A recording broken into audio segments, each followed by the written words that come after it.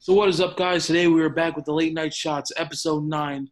Again, I'm here joined with my boy Derek, and today we're going to be doing something a little different than the more of the college wrestling scene and what it's going to look like next year. Today, since it's a heavyweight nation, we're going to be crafting our own 16-man bracket of our favorite heavyweights and some of the best heavyweights of recent memory, maybe all history. It really depends on where this goes, and we're basically going to run through the entire bracket because we have nothing else to do. So let's get started. Do you want to introduce the first 8 and I'll introduce the second 8? Nah, we'll be making our own bracket. I'm not keeping that. All right, let's go. So I'll just open my notes right now and we'll just get started. So this is going to be everybody from high school to international, everything, right? We'll just put our favorites in there, honestly. So number 1 is going to have to be Alexander Carolyn. I agree. Okay. 2, I'm going to have to give that to Taha Agul. Yeah. Actually, no. Second, we'll go to Mijuan Lopez. Okay. Lopez Nunez. He's a 3-time Olympic champ.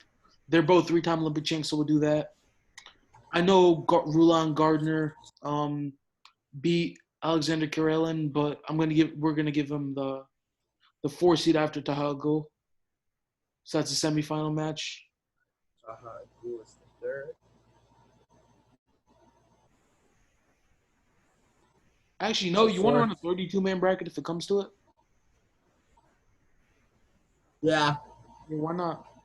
So after Rulon Gardner, I think Taha Agul, because he won the Olympic title, even though he lost to Gino Petriashvili, I think he should get a 5 seed. So who's 3? Wait, who's the 3 seed? Taha Agul from Turkey. So the first seed is Alexander Karelin from Russia, and then Mijuan Lopez Nunez from Cuba, Taha Agul from Turkey, Rulon Gardner from the U.S., Giano Petriashvili from Georgia. You got that? Yeah, so then the 5 is the guy from Turkey. And then Reza Kayal. Yeah. You know how to spell? You know who he is? Yeah. He was a runner-up at the Olympics. He's only 22 years old, so he's pretty young. He's most likely gonna be Olympic champ in 2020. Tech Adam Kuhn and all that. So, I think we'll leave Kyle Snyder out of this because he doesn't really compete at heavyweight anymore. Yeah, no. So we'll go top 8. We can go some international guys that have been around the scene. I mean, number 7. Kuhn, right? No, Gwizdowski's above Kuhn. Gable's above Kuhn. I mean, we'll go Nick Gwizdowski. Okay. Where are we putting Amar Desi? So Nick Gwizdowski, I think, beat Amar Desi. So this bracket is mostly going to be freestyle. We'll take freestyle and Greco into account more than we're going to take folk style. Okay. So Amar Desi would be above Adam Kuhn. Yeah. Just make it interesting because why not? So 8. Do you want to put Don Bradley at 8 then? But Kuhn beat Bradley. So we have to put Kuhn at 8. Yeah, why don't we make it a little bit interesting? Maybe set up some upsets along the way. All right, yeah, so Adam Kuhn at 8. Amar Desi at 8? Yeah. Okay. In their most recent matchup, though, Tony Nelson did beat Adam Kuhn, so we're going to put Tony Nelson at 9. Okay. And then number 10, Adam Kuhn. Actually, hold up. Are you on a notepad right now? Are you in notes on your phone? No, I'm just writing it down. Because I was going to change something then. All right, let's change it. That's fine. Who do I want to put in? I want to put Gable Stevenson. So what we're going to do is right after Nick Gwizdowski, at number 8, Gable is going to be bumped to number 8. Okay. We take freestyle into account, so we're going to go Colton Schultz at number 12. All right, so then 9, Tony Nelson's going to say the same at 9. Tony Nelson, no, it should be at number 7, Nick Gwizdowski, number 8, Gable Stevenson, number 9, Amar Desi, number 10, Tony Nelson, number 11, Adam Kuhn, number 12, Colton Schultz. Okay, so number 11 is Adam Kuhn. Number 12 is Cole Schultz. Yep. And then number 13, we're gonna have Don Bradley.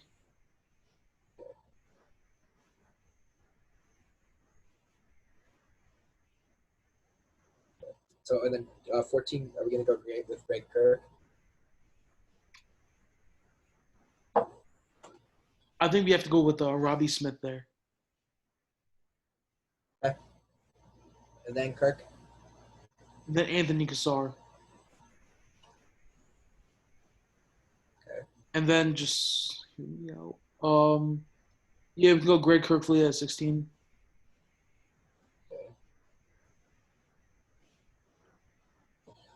Okay, so I feel like we got wise. What's it gonna be? 17 would have to be Tony Cassiope over Mason Paris. So 18 will be Paris. 18. No, wait. Hold up.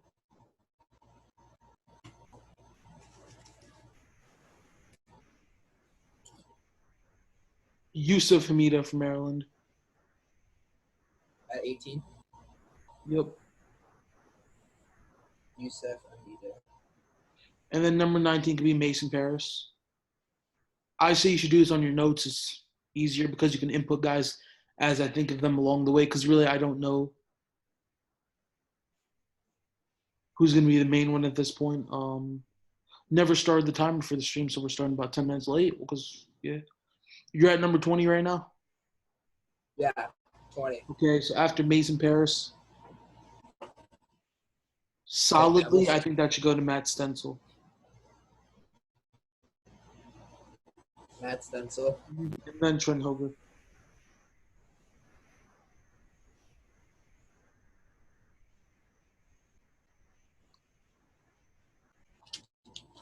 I'm trying to think of guys right now that have been on the scene a lot.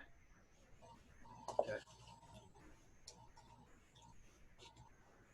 I think we could actually after Yusuf after actually Greg Kirkville, we can bump that down and throw in Jacob Casper. So 17 Casper. Yep. So then that'll bump everyone down. That bumps everybody down, yep. So Casper, then Cassiope, then Yusuf, then Paris. And at number 23, why not for comedy, we'll throw in Sam Stoll. That's fair, 23. It's not super low. Not insanely high. I think 20 should be Nick Neville's then. Wait, actually. If we're going to put Stoll above Neville's. So what I'm going to do is, after Trent Hoger, we're going to bump him down. I think we're going to throw in Derek White. So Derek White above Hoger? No, below Hoger.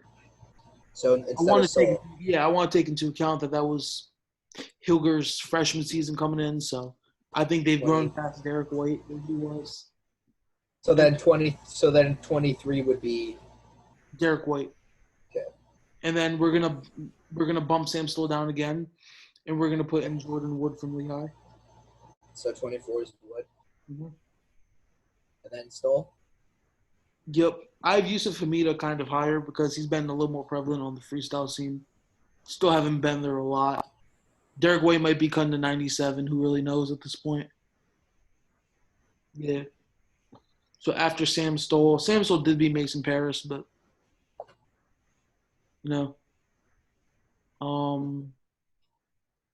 really many guys you can go on after this. Nick Neville's. So what I'm gonna do here then is after Derek White, we're gonna go Nick Neville's. So Jordan Wood and Stoll are gonna be bumped. Yep. If we're thinking about it, after Jordan Wood, we can throw in David Jensen from Nebraska. Yeah, we could do that. Because Jensen did beat Stoll. Jordan Wood, and then 26 would be Jensen from Nebraska. Mm-hmm. And then 27 would be Stoll. Want to put some freshmen in there? That's for the rest. I mean, Guys that are coming in. yeah. Yeah, I think the biggest.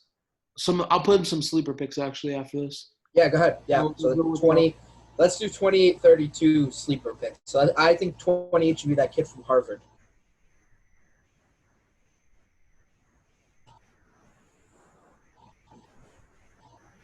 Yeah, I can go at Yaroslav. Slavakuski, right?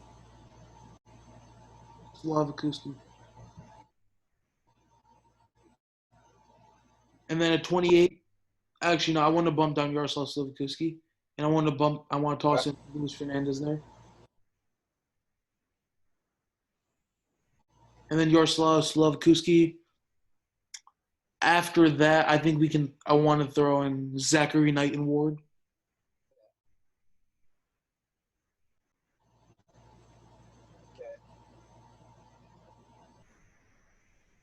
And after him, I think, AJ Nevels. I want to throw in some kids who haven't wrestled a lot. I think John Birchmeier is a big sleeper.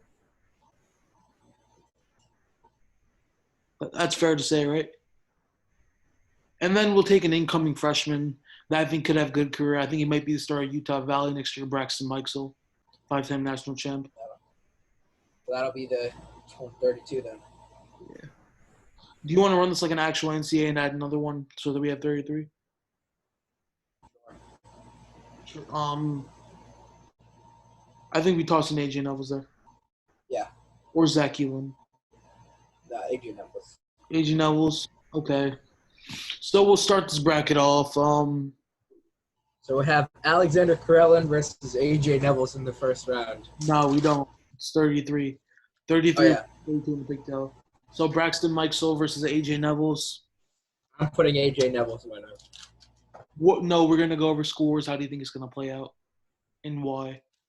Right. Braxton Mikesell's obviously has a physical advantage, is stronger. He's like a powerlifting national champ. 700 Agreed. Yeah, dude's crazy. But I think AJ Nevels' technique advantage. AJ Nevels probably takes a major. Probably 8-0. I don't think Mikesell will beat him in any position. So we'll knock out Braxton Mikesell. So AJ Nevels essentially becomes a 32 seed. And we'll start off the bracket. We'll start with, so Alexander Karelin, best wrestler in history, against AJ Nevels. The way we're going to do this is if a guy specializes in Greco or freestyle, the higher seed gets to choose a style. Okay. So it's going to be a Greco match with Alexander Karelin and AJ Nevels. I think Karelin will tech him 8-0 in a matter of less than a minute. Agreed. Goodbye, AJ Nevels. Yep. AJ Nevels. Right. Now we have John Birchmeier versus Mijuan Lopez Nunez of Cuba, 3-time Olympic champion, probably the second greatest Greco wrestler ever in history, behind Karelin. Again, I think that Mijuan Lopez will pin Birchmeier or tech him very quickly. Yeah. I wouldn't. There's nothing much to say that interesting that could happen in these matches, honestly. There's no real style thing. You can't go for leg attacks. I think it's going to be bye-bye to him pretty quickly. Yep. Match. Knighton-ward. As the 3 seed, Taha Ghul from Turkey, reigning Olympic champion in Rio. Might not be wrestling at Worlds. He had an injury I know a while ago. I really don't know how that played out. I didn't keep too much in check with that, see what happened. He's going to be taking on Zachary Knighton-ward from Hofstra. Up-and-coming junior. He's going to run through. He's a pinner, though, so I mean, if I were him, what would he do in the situation? Under overs, go for a lat drop. To do or die. But I don't think he's going to be able to do it. Yeah, no, of course he's probably not going to go to a Ghul who's easily the most athletic in this bracket. There's no doubt about that. I think Ghul takes him to the mat with his Russian to a lefty single and then leg laces him the way for 10. in a matter of like 30 seconds, most likely. I don't see him lasting a minute. Yeah. So we'll go bye-bye to him. Then we have the 4 seed Roland Gardner going against Yaroslav Slavikuski. We'll take prime Roland Gardner, so the year he won the Olympics in 2000, knocking off Karelin. I think he's – yeah, I don't think that goes anyway. I think I don't think that he texts him, though. No. I think he does beat him. I think he pins him. But I don't think it's going to be super fast. I think it's going to be in a matter of 3 minutes. Because it'll be a match. Yeah. Like, it'll be because Gardner's not one of those guys who seem super offensive. Like the year he won the Olympics, which was his best year, he won matches like 3-1, 1-0, due to parterre and stuff, right? Yeah. Yeah, so I would say bye-bye to Slavikuski, but he's pretty close, honestly. He'll be a blood round guy. Yeah. At our 5 seed, we have Gino Petriashvili from Georgia, who's the reigning world champion, beat Talagul in the finals, actually. He's more physically dominant, not more speed dominant, so. But that's the thing where we're matching him up against Sam Stahl, who is also very physically dominant. And Luis Fernandez. Oh, yeah, Luis Fernandez. I skipped Luis Fernandez.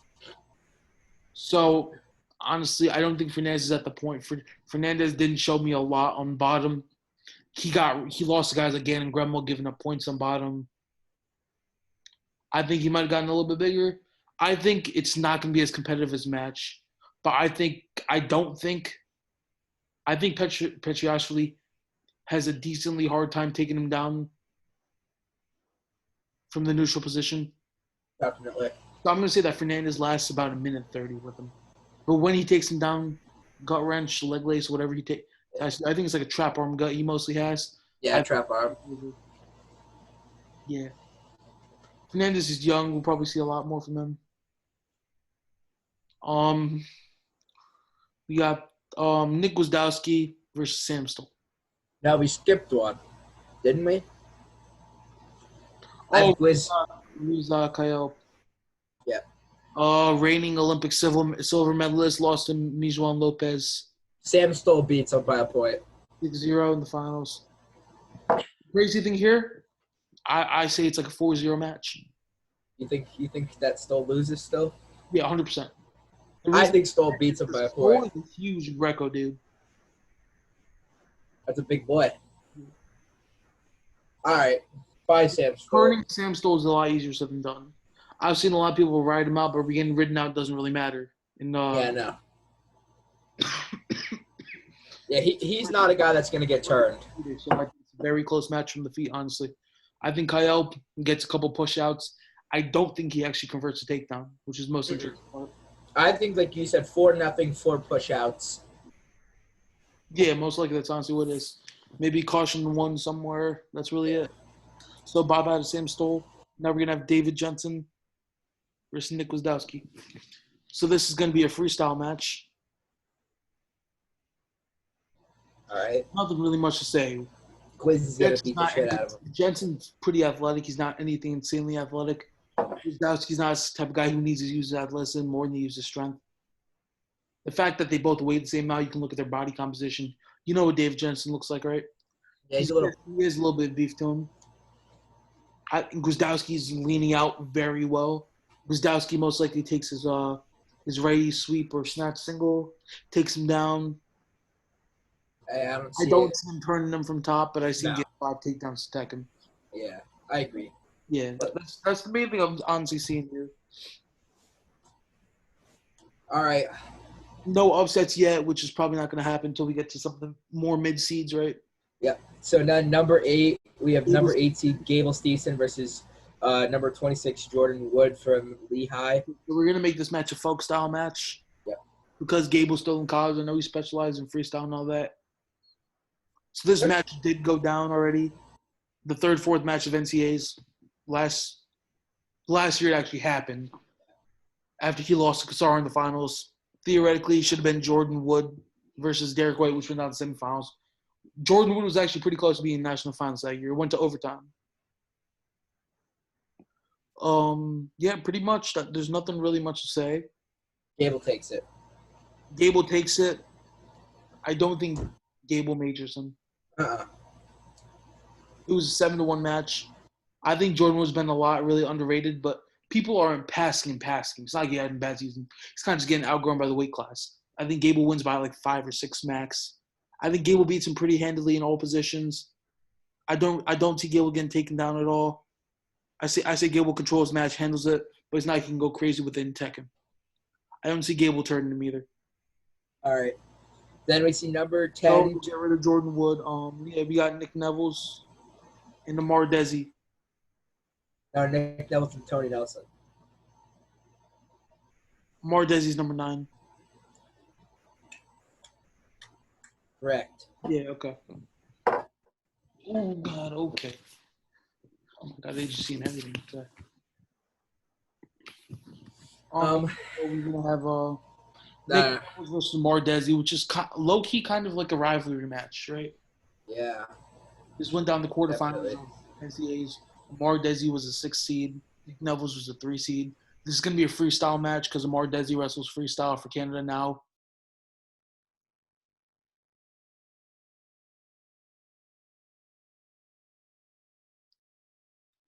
Oh, he's lagging a little bit. Let's give him time.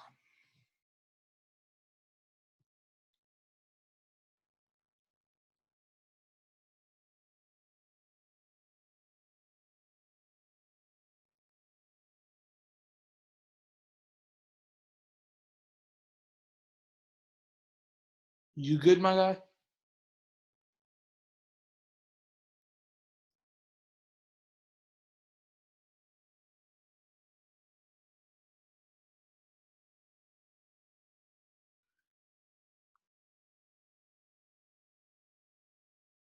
So he's lagging out. He'll try to get back in the next couple seconds.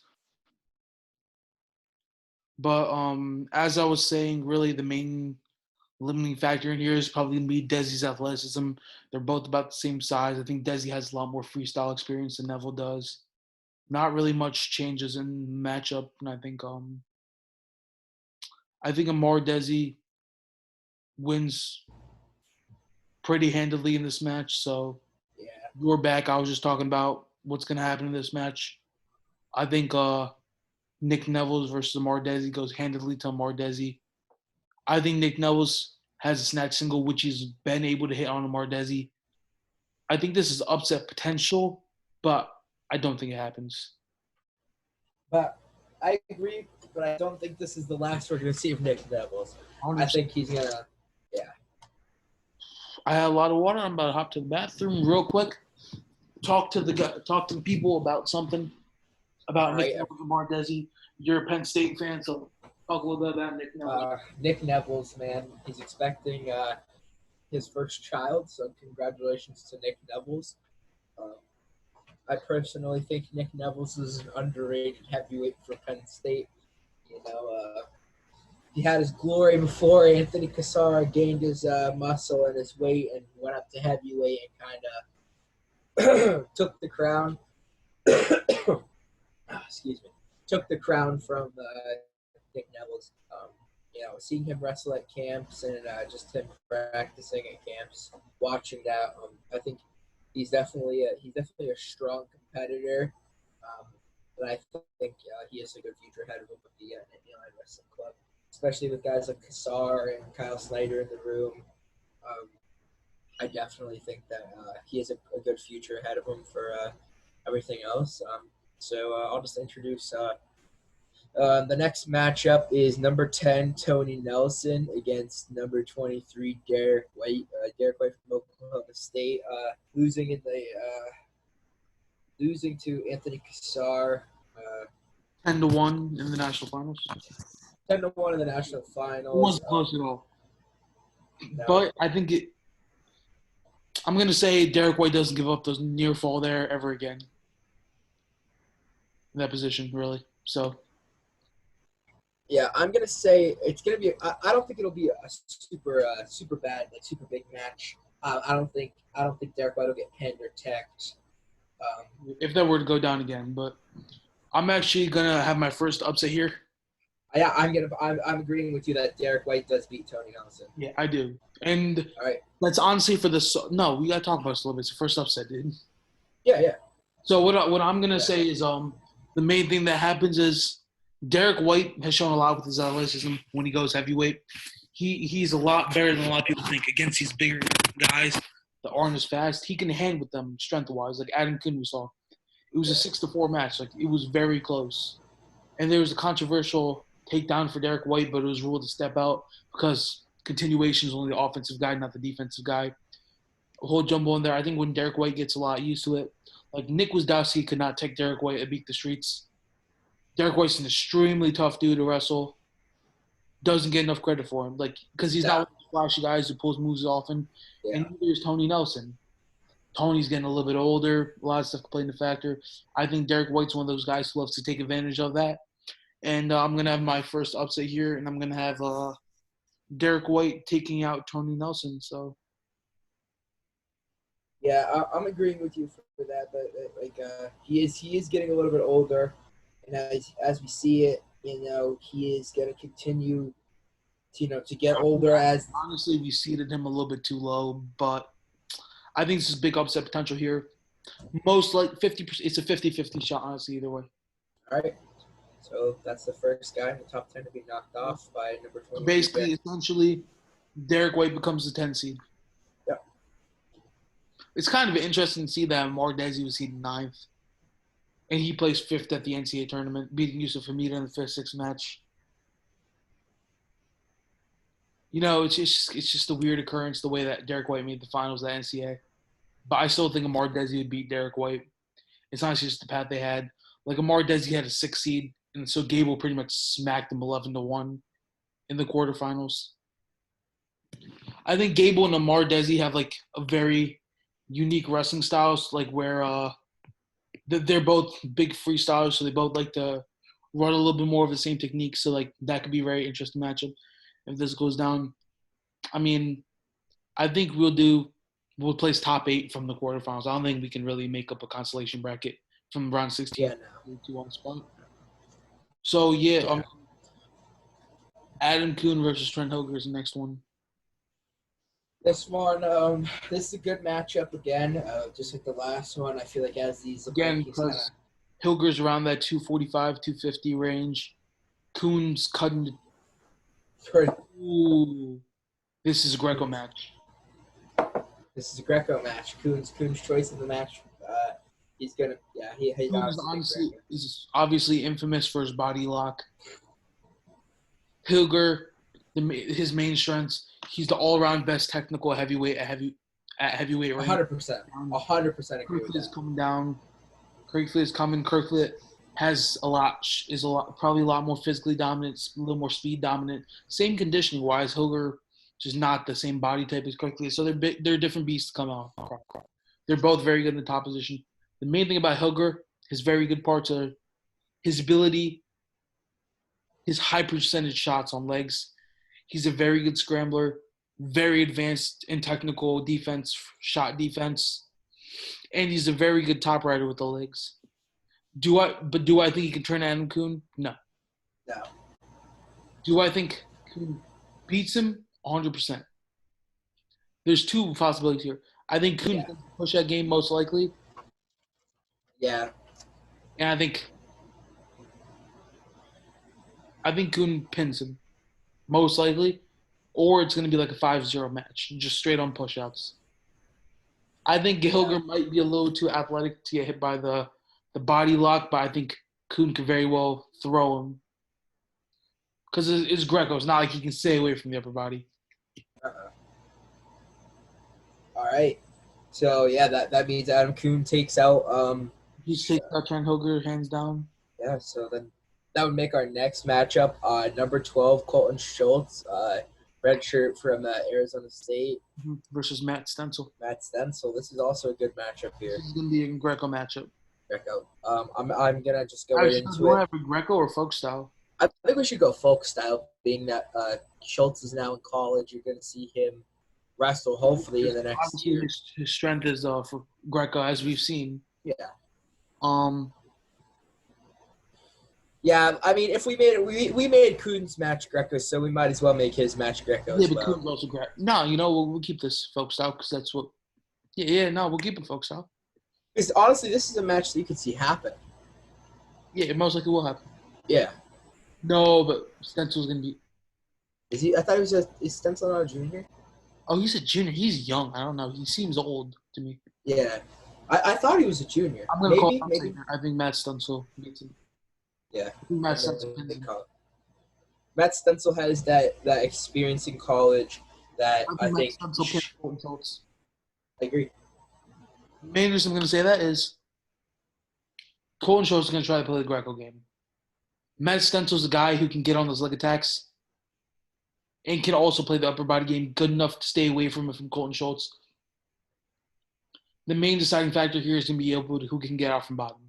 Yeah. Schultz is a very good top ride, but I think Stencil size, I haven't seen anybody really be able to hold him down, except for Mason Paris in taking down like the last 10 seconds of a period, holding him down.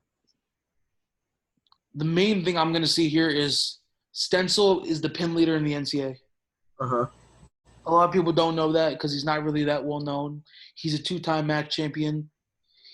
His main thing, he is extremely flexible and has great defense. Yeah, most people don't really recognize that he's hitting splits on guys, technically hitting splits, like, and actually on defense in those positions, which is huge. So I don't think he can do that. But Yeah. Schultz also has weird – he has the complete opposite, but it's still a great shot defense. He goes from shots, and he goes to his front headlock throw series out of that. Do I think he hit down guys physically dominant as Stencil? Probably not. Yeah, no. And I think it's going to come down. It's going to be a 1-0 match into the third, or Schultz is going to be forced to pick bottom, or he's going to be forced to pick neutral. So it's either going to be a 2-0 match, either going to be a 1-0 match, just him picking Stencil picking bottom, getting out, Schultz picking neutral, doing that, or I think he picks bottom and it becomes a 2-0 match, basically like that Dayton Fix Austin DeSanto match, or I think Matt Stencil pins him. Yeah, I'm gonna agree with the fact that I agree. I'm gonna have Stencil pinning Coach Schultz. I'm gonna have him pinning also. All right. So then that takes us into the 13th versus the 20th. So we will see Dom Bradley face off against Mason Paris. Oh, this is an interesting one.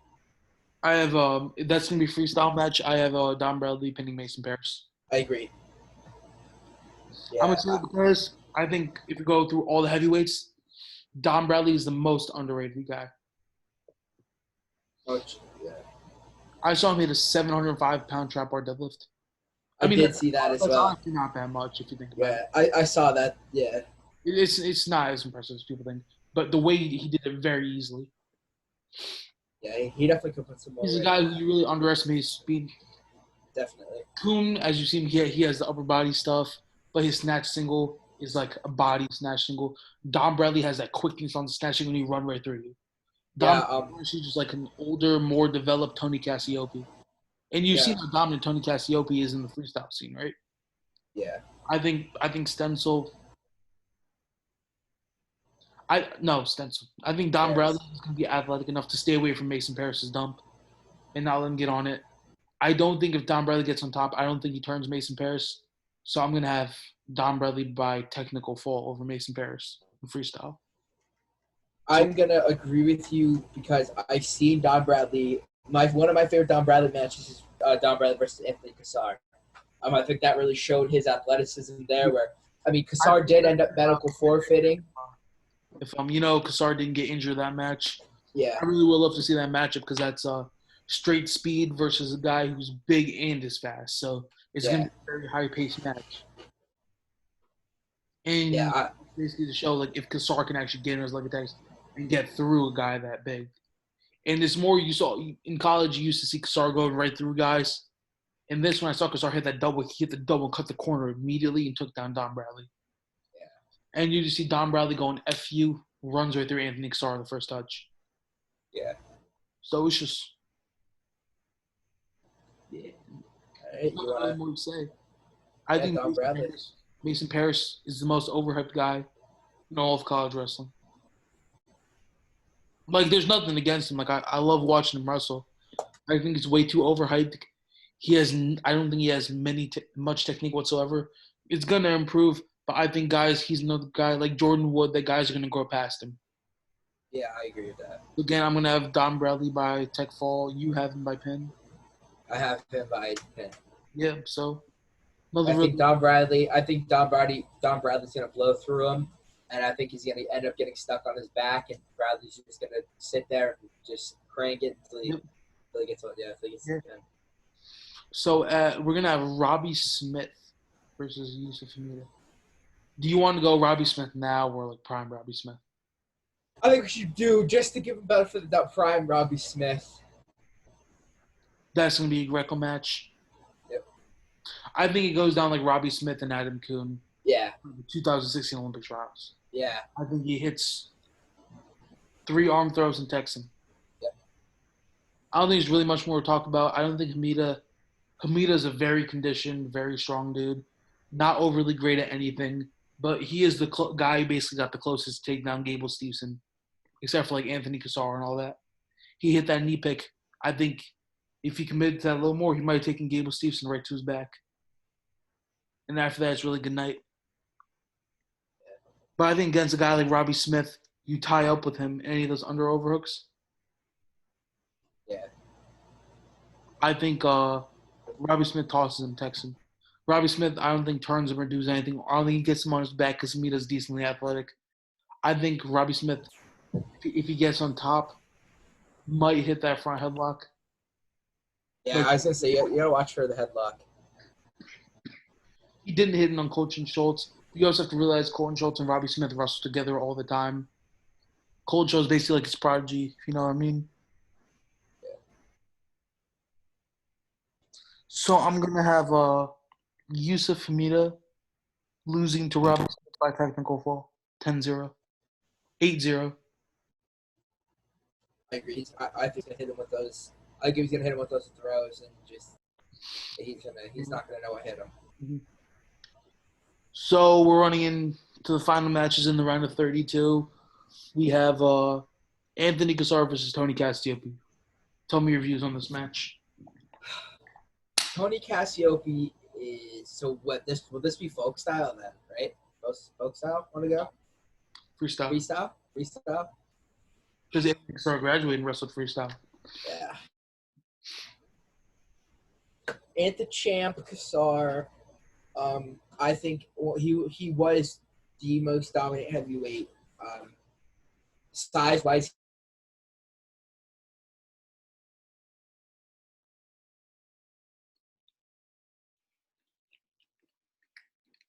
Again, he's lagging a little bit. You know, it happens. I think he beats Cassiope by points. I am going to disagree with you on this. No, you think Cassiope beats him?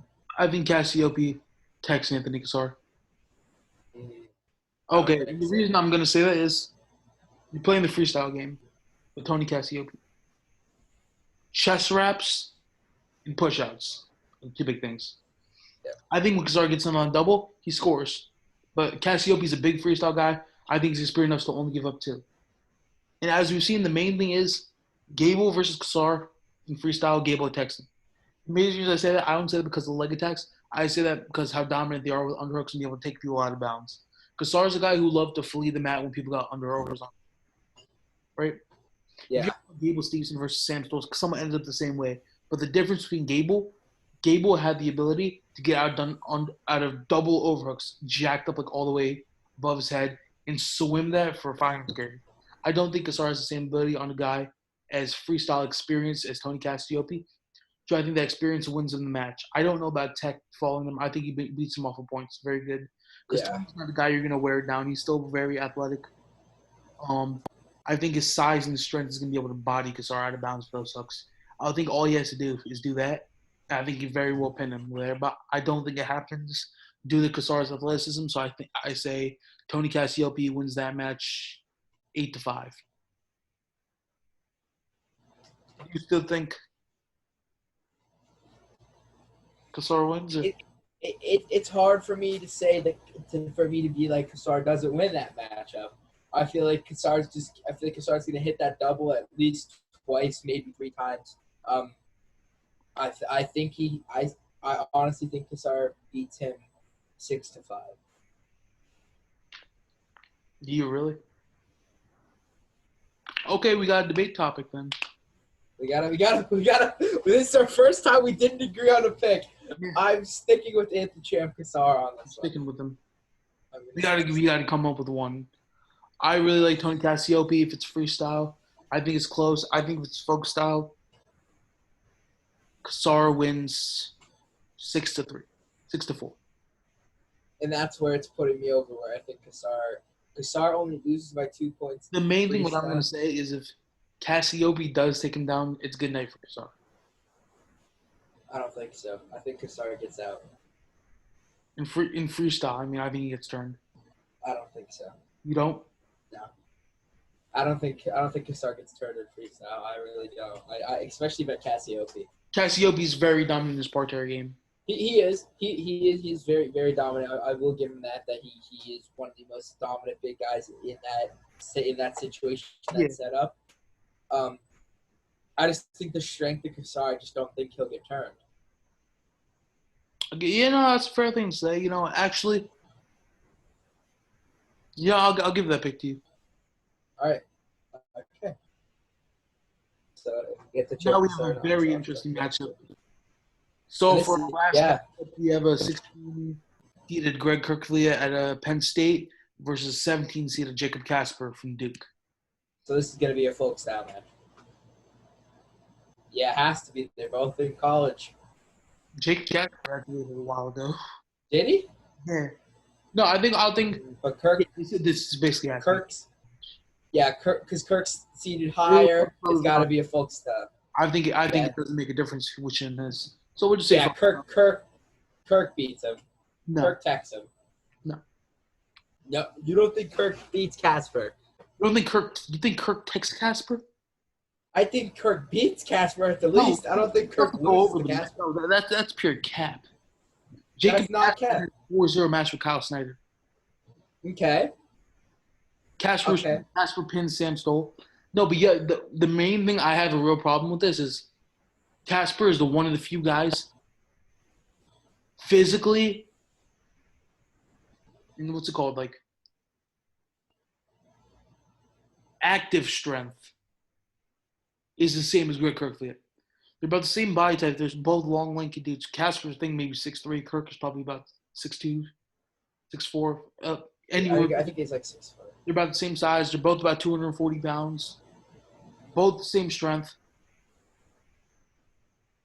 I think in the neutral position, Jacob Casper is going to be more dominant. In the upper body position, Jacob Casper will be more dominant. But I've seen Greg Kirklia throw. I think he threw Jordan Wood for 5. He threw Jordan Wood for 5, yeah. And he only won that match 6-5 against Jordan Wood. I still think Kirklia makes the NCAA finals, but I think Casper has that level of maturity where he's a little bit older. I don't think he's going to score on Kirk. I don't think Kirklia scores on him from neutral. I think it ends up as a 1-0 match. I think Kirk gets out from bottom, no problem. But I'm going against this. I think what it comes down to is if Casper can get out from bottom of Kirklia with the legs. That's what I mean. I think Kirk just hammers those legs in. I'm going to say this. I think he does get out, but I think he gives up riding time, and Kirk wins 2-1. I agree. The tech at the beginning, I like when you explained like the matchup like that because I'm like I said I'm not super in depth with like a lot of these guys. So I know a lot about Kirk. I know he's one of the most dominant top riding heavyweights, and I think you're going to see that a lot more now in the NCAAs with. I haven't seen a lot of him being able to turn people on top. Yeah, but turn good kids on top, as we're saying. Yeah, not turn nobodies. Yeah, I've shown a lot of upper body dominance, but I think Casper is far superior in that position, just based on maturity, size, and the being that he's won against a lot more top guys than that. You know what I'm saying? Yeah. And I don't think Kirk replaces him is going to be that really relevant in this match. I think they both neutralize each other from neutral, but I will give Greg Kirklia the 2-1 win over Jacob Casper. Okay. So who are we left with? Basically, 1 seed is going to be Alexander Karelin still. 2 seed, Mijuan Lopez Nunez from Cuba. 3 seed, Taha Gul from Turkey. The 4 seed is still going to be Roland Gardner from the U.S. 5 seed is still going to be Gino Petriashvili from Georgia. The 6 seed is going to be Riza Kalyap from Turkey also, I think. Or Georgia, one of those two. 7 seed is going to be Guez. 8 is going to be Gable Steveson. 9 is Zamar Desi from Canada. 10 is Derek White. 11 is Adam Kuhn. 12 is Matt Stencil. 13 is Don Bradley. 14, Robbie Smith barely makes – actually, no, he made it through with a good match. That's the main thing. 15, so Anthony Cassar with a slight victory over Tony Castillo. And same with Greg Kirkland over Jacob Casper. All right, so who's your 12 seed? Matt Stencil. Because he beat Golden Schultz. Yeah, hold on. He's a 21 seed, but, you know. All right, so you're – okay. I'm just refilling out mine. So then 10 would be Derek White.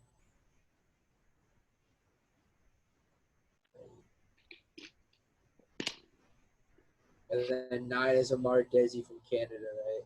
Mm-hmm.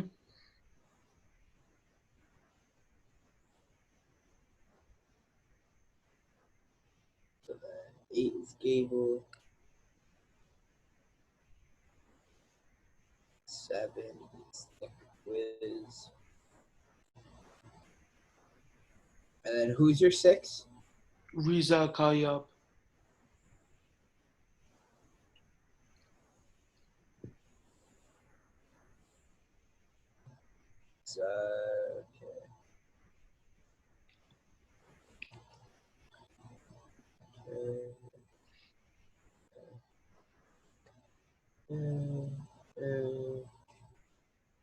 Yo, I should start doing like these Mr. Beast videos when I get money. That's what I'm gonna do.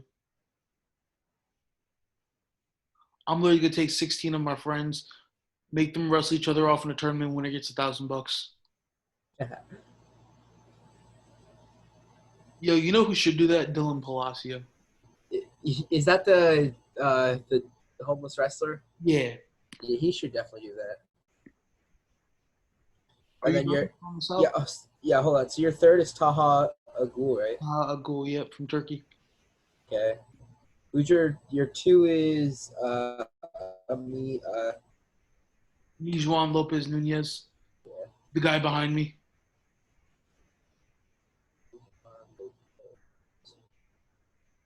And then 1 is obviously Alexander Karelin.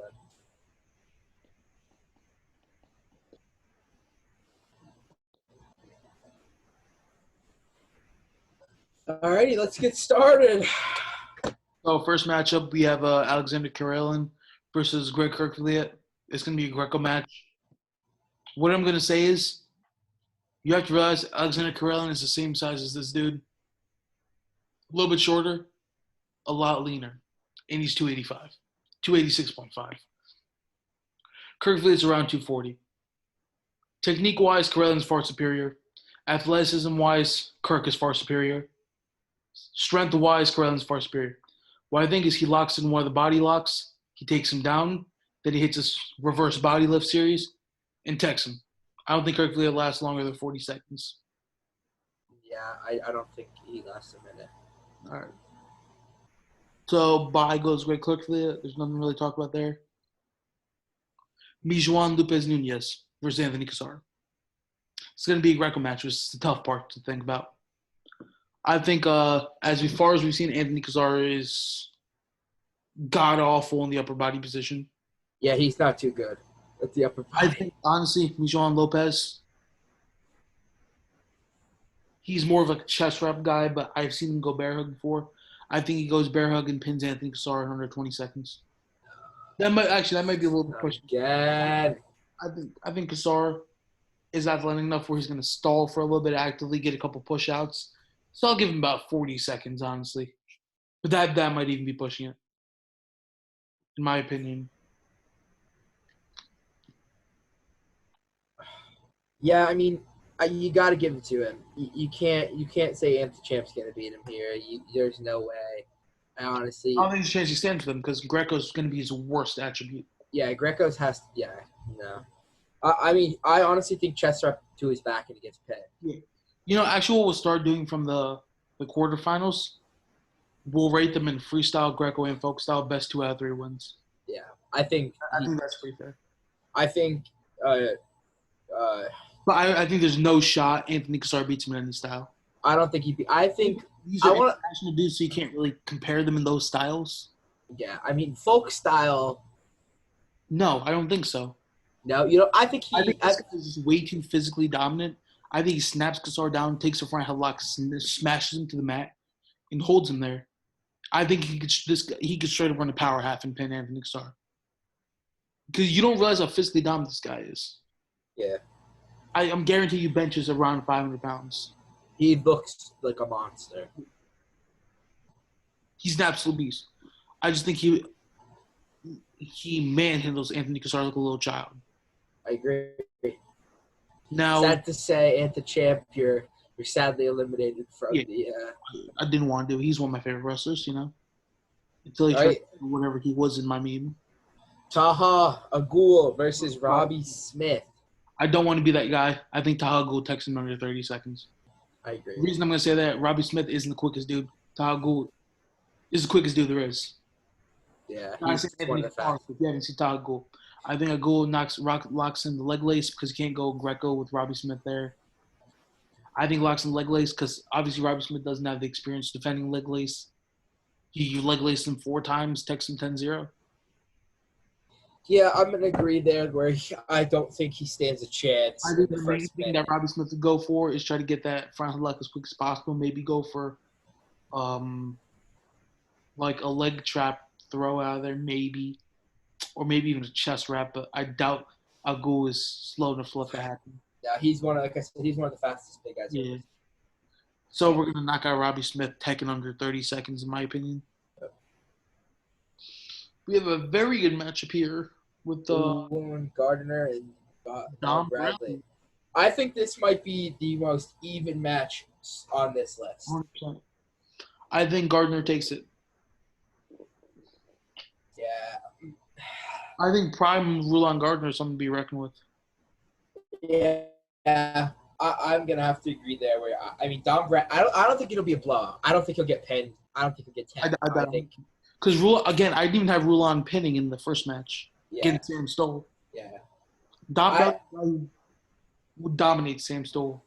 Again, 3-0, 4-0. That's me. I'm going. How did Dom Bradley do college wise? He All-American. He got so much better after college. He wrestled for Missouri.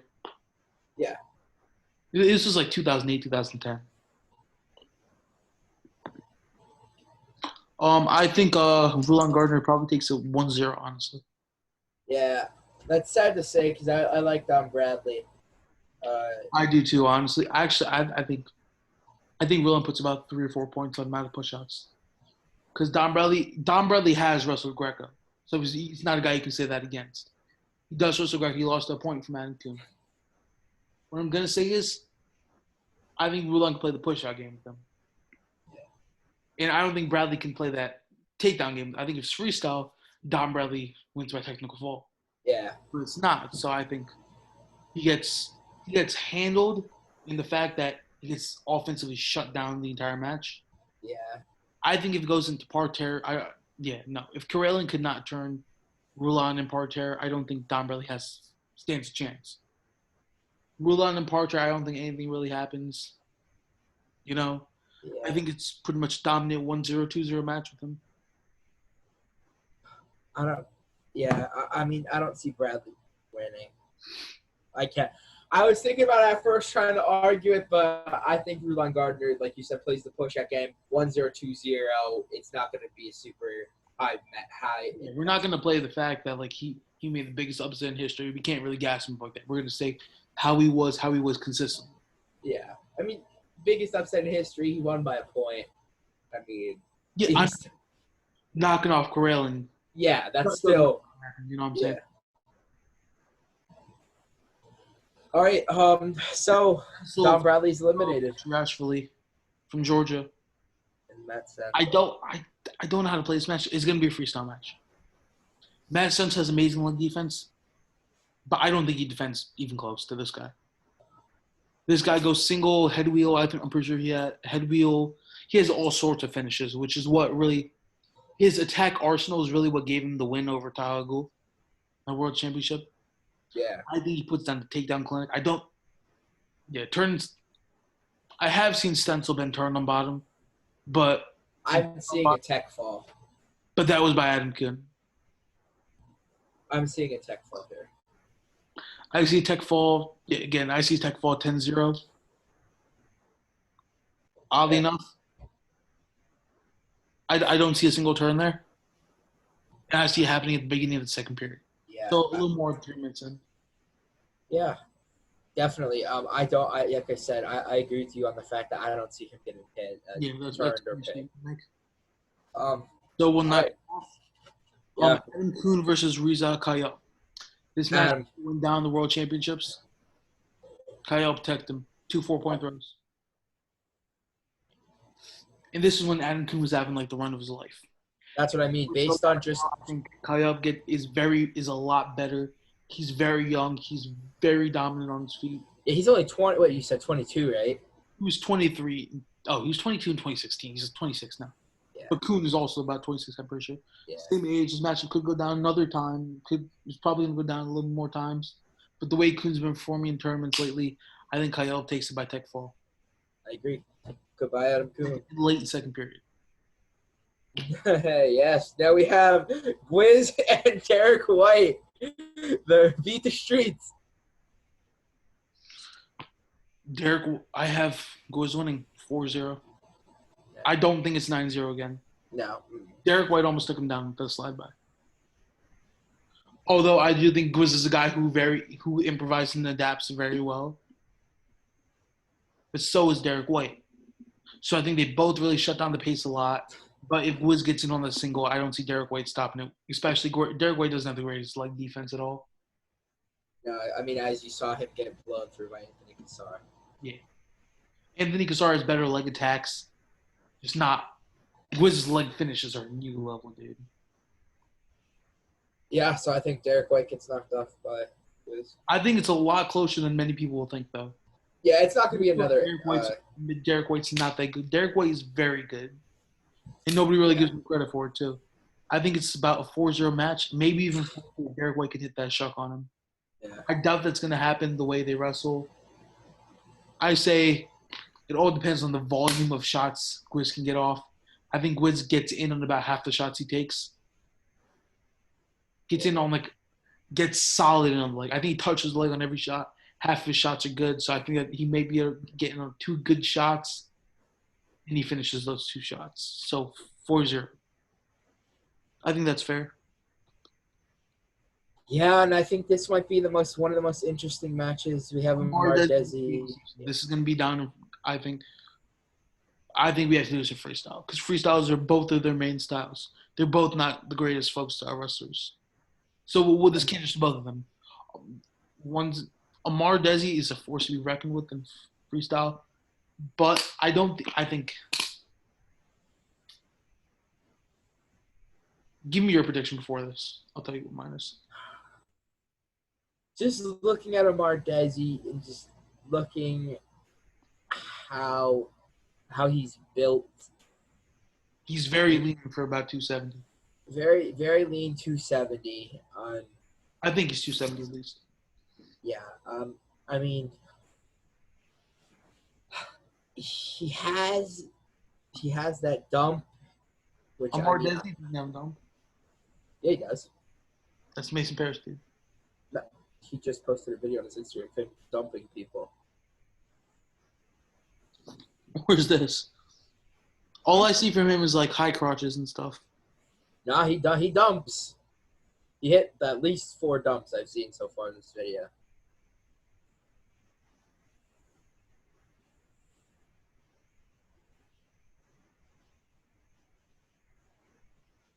Low ankle picks.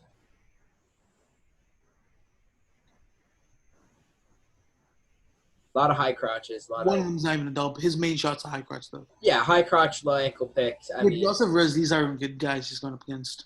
On a high level guy, it's going to be a high crotch to either a head wheel or run and sit. Yeah. What he actually does very well, better than Gable, is transition wrestling. I was gonna say it looks like he just goes move to This move to match move to looks like move. he could blow it out of proportion, but I don't think he does. I think Amar Desi gets a takedown to a gut wrench on him from a high crotch, from a re-attack high crotch, which is very good. But I think Gable Stevenson handles him for the most part. I think it's an 8-4 match. Yeah, 8-4 match Gable. Water bottle number 5. Just remember, each water bottle is a pound. What do you think happened when I went to the bathroom? Water bottle number 6 that you cannot see. I can't see it. Now I hit it in your boy. All right, Gable Stevenson Please tell me knocks Hurricane off. has 1,767 views and he has 1,690 followers and his account's private.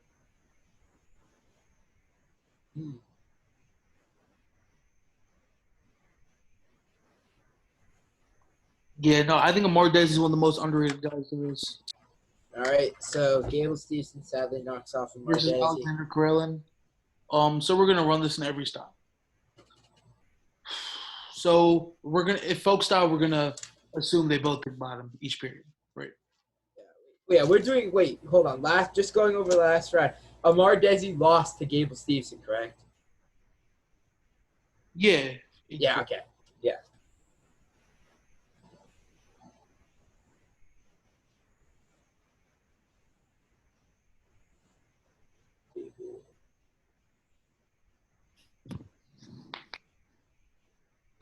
This is when this is gonna start to get tough.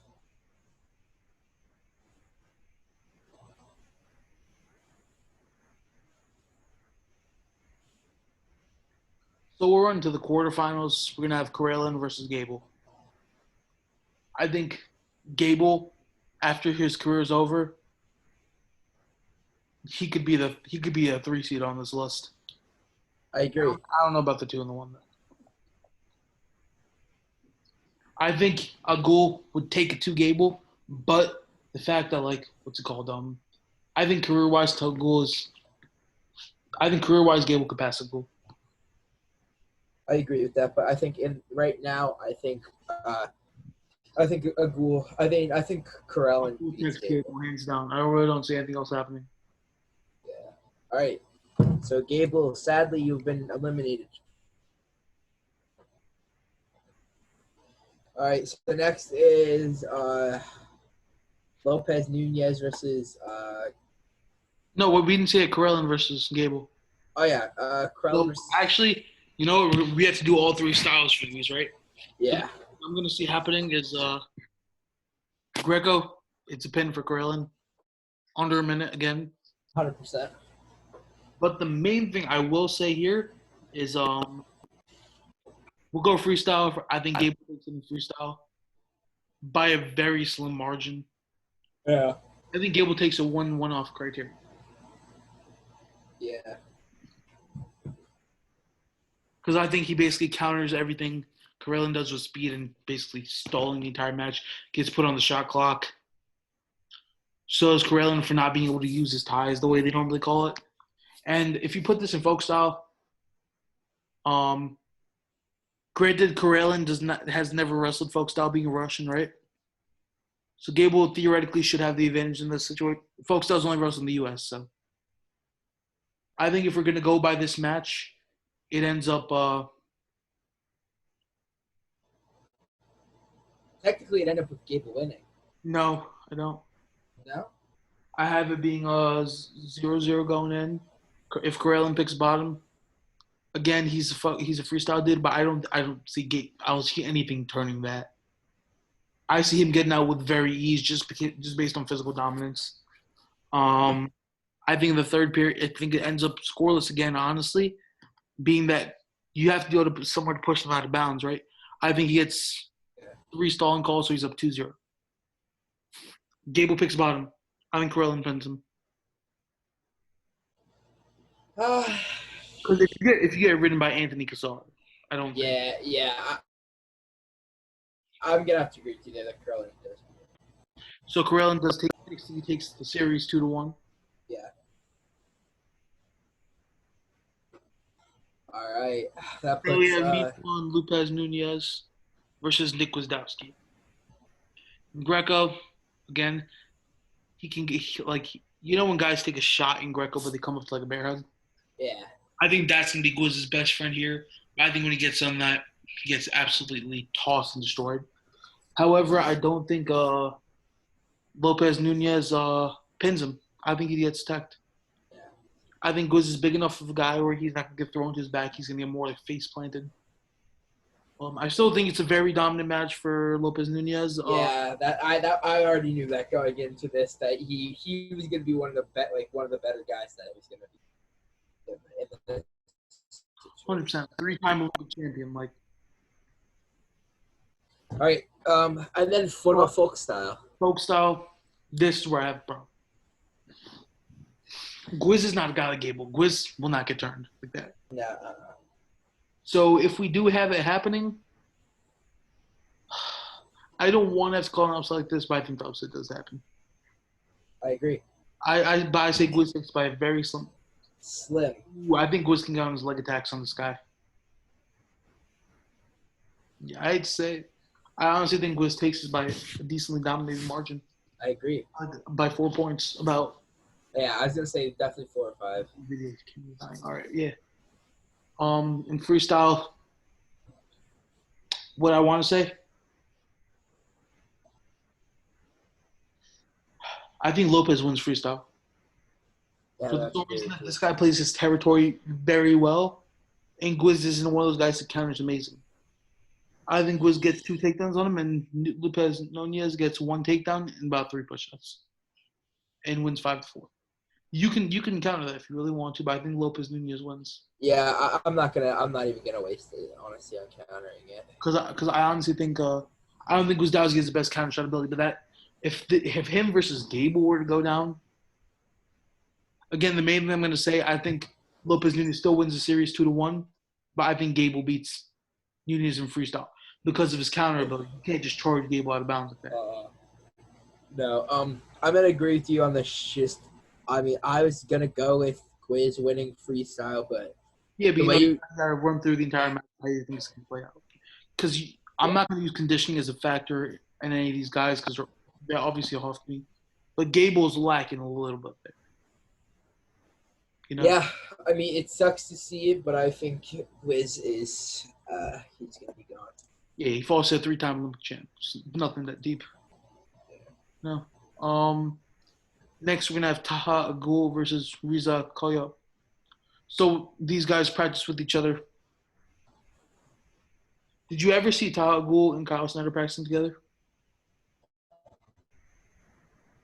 Yes, I did see that video. I've never seen Kyle Snyder been dominated like that. Never.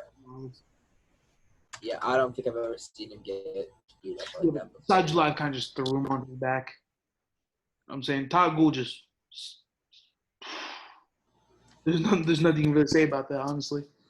Him versus Riza Koya. I think Taha Agul wins this.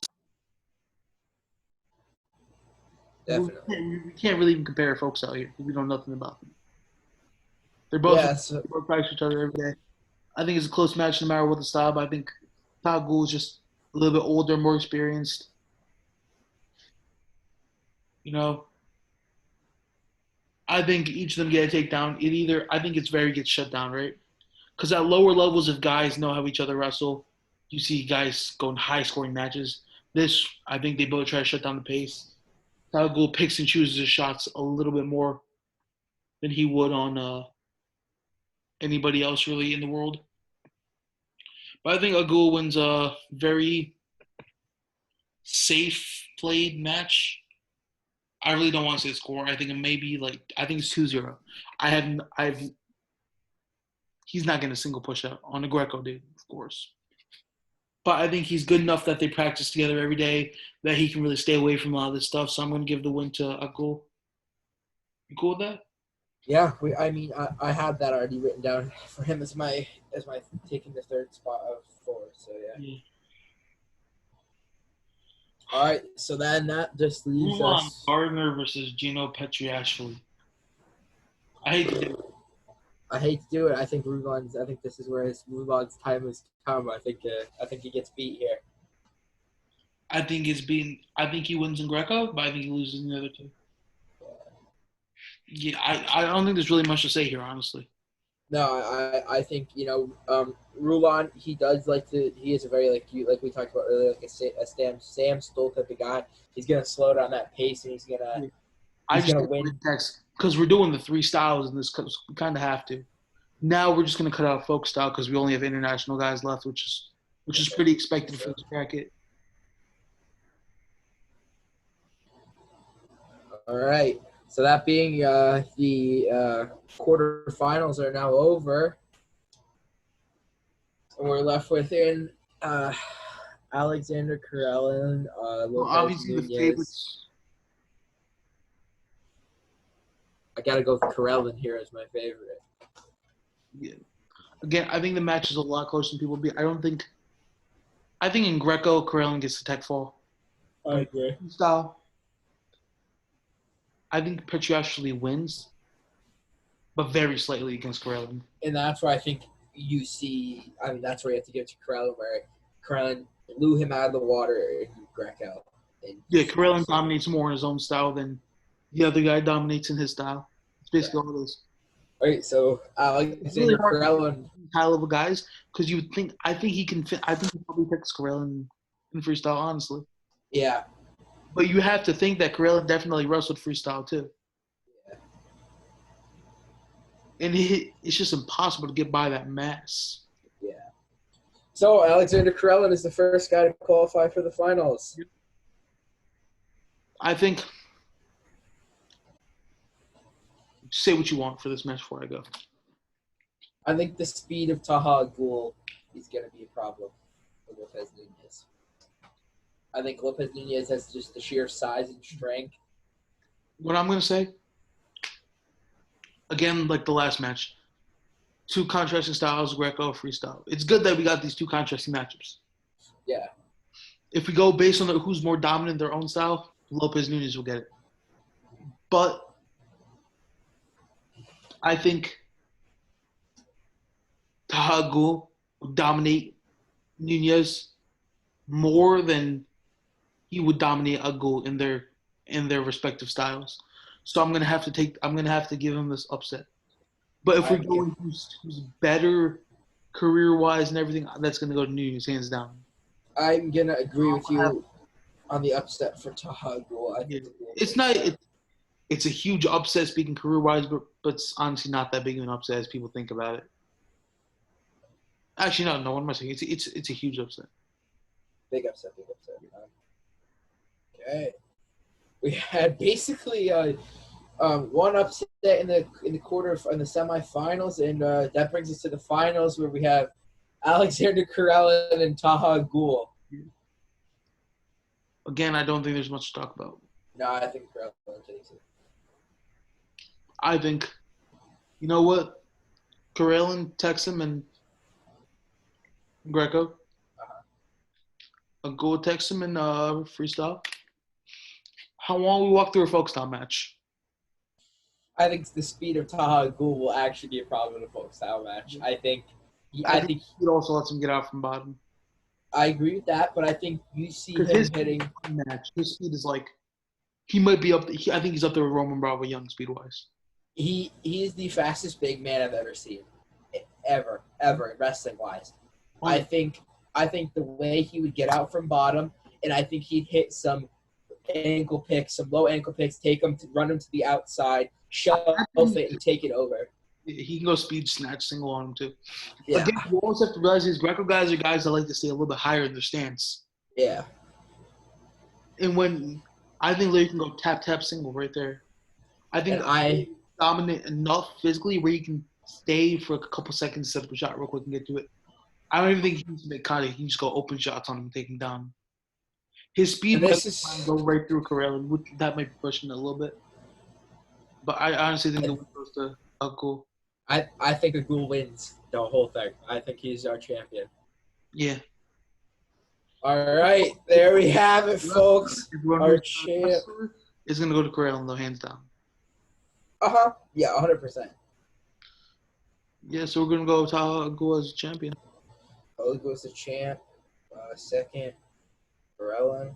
Yep. You want to do a third and fourth place match? Who lost in second? We'll have Lopez Nunez and Gino. This has Nunez to go to takes it. Lopez Nunez. All right, so we'll just put him in as third. Yeah. We'll run through who lost in the quarters, dude. We'll do fifth, sixth, seventh, eighth also. I'm cool with that. Dude, you're just sitting in the chair doing all this professional. I'm supposed to be the host and I'm just chilling. Listen. I am a weird person when it comes to stuff like this. I have everything organized, written down. Like No, it's true. I normally do too. Now I'm just chilling. Now I don't know what. Yeah. Gotta relax at some point, man. We're at about an hour 20. Okay. If you got this far, I love you guys. Thank you for watching. Yeah, facts. If you get this far, hi mom, I love you. I know you're watching. Comment below who you thought was gonna win the tournament. If you got this far right here, right now, comment your favorite fruit and follow us on TikTok. I subscribe to his YouTube. What are you even doing, dude? Yeah, you better be subscribed. You lost 2 subscribers. Yeah, I mean, it might be because I'm here. Let's be honest. Nah, you know what it really is? I had that huge Austin DeSanta video, which is getting subscribers. And every so often, people clean up who they're subscribing to. Yeah, I'm going to check how my TikTok video is doing. Yo, what? 10,000 likes? Already? No, I'm kidding. Oh, I was going to say, no way did that blow up that bad. No way. Only 186 views. How many? 186 views, 27 likes. Not bad. You only posted an hour ago. Oh, really? Yeah. Yeah, as I say, yeah, you only posted like right before we started. Yeah, people don't like seeing people don't like seeing like blast doubles unless they flop the person. Because technically, my shot was better than a lot of other guys. So and you have this one kid. You see the video with the 1,675 things. That's terrible technique right there. You see it, right? Yeah. And the fact that gets all the way up there, it's not. We just broke 200 followers, though. 204. Yeah, so.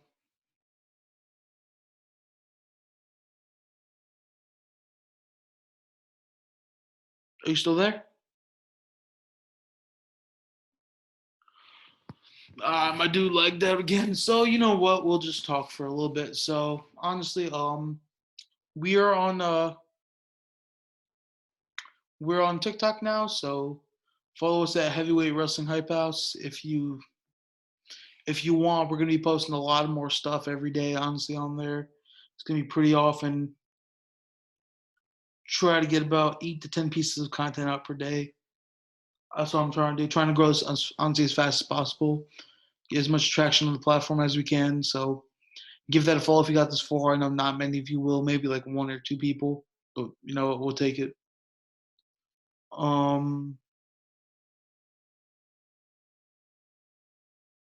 Yeah, we're just waiting for him to reconnect. His connection wasn't the greatest. So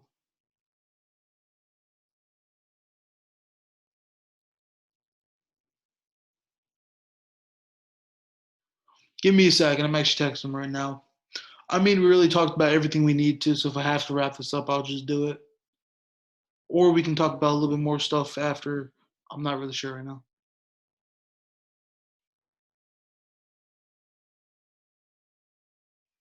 Okay, so basically what happened is his entire thing shut down, so I guess we're just gonna end this here. So this has been Late Night Shots episode 9.